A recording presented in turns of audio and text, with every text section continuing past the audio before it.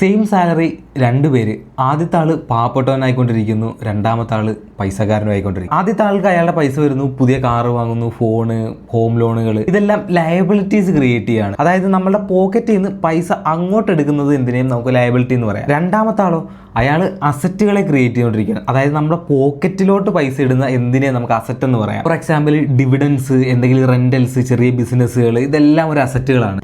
പൈസ ഉണ്ടാക്കുന്നു എന്നൊക്കെ പറയത്തില്ലേ, ആ ഒരു സെയിം ഫ്രെയിം വർക്കാണ് അപ്ലൈ ചെയ്തുകൊണ്ടിരിക്കുന്നത്. അതായത് രണ്ടാമത്തെ ആളുടെ എക്സ്പെൻസുകളും ലയബിലിറ്റീസും ഒക്കെ അയാളുടെ അസറ്റുകൾ നോക്കിക്കോളും. അയാളുടെ ഇൻകം അസറ്റുകളെ ജനറേറ്റ് ചെയ്യാനും നോക്കും. രണ്ടാമത്തെ ആൾക്ക് സ്കെയിൽ ചെയ്യാൻ സാധിക്കും. സമയമല്ല അയാളുടെ ലയബിലിറ്റീസ് അല്ലെങ്കിൽ എക്സ്പെൻസ് കവർ ചെയ്യുന്ന, അയാളുടെ അസറ്റുകളാണ്.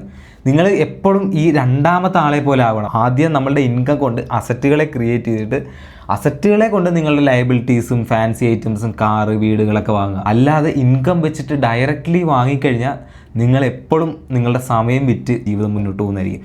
ഈ സെയിം ഫ്രെയിംവർക്ക് തന്നെയാണ് റിച്ച് ഡാഡ് പുവർ ഡാഡ് എന്ന് പറഞ്ഞ ബുക്കിൻ്റെ മെയിൻ അടിസ്ഥാനം. രണ്ടാമത്തെ ഫ്രെയിംവർക്ക് നിങ്ങൾ നിങ്ങളുടെ ലൈഫ് യൂസ് ചെയ്യുക, അസറ്റുകൾ ബിൽഡ് ചെയ്യുക. അപ്പോൾ അടുത്തവരേക്കും ബൈ.